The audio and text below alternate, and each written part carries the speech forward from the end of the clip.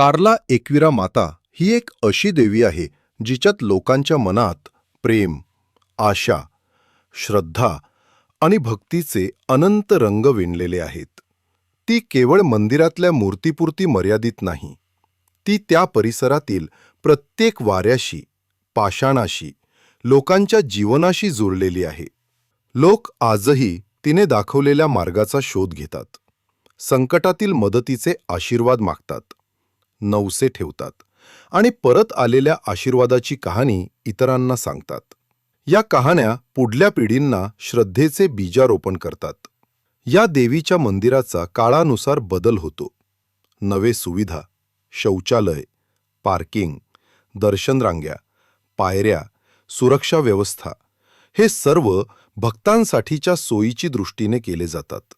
पण हे बदल श्रद्धेच्या मर्मावर खुळकूनही चालत नाहीत. ती मूळ श्रद्धा, भक्ती, आत्मसमर्पणाचा भाव कायम राहतो.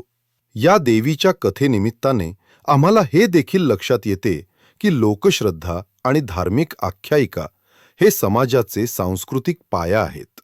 ते आपल्याला ऐतिहासिक, भौगोलिक, आध्यात्मिक दृष्ट्या एक ओळख देतात.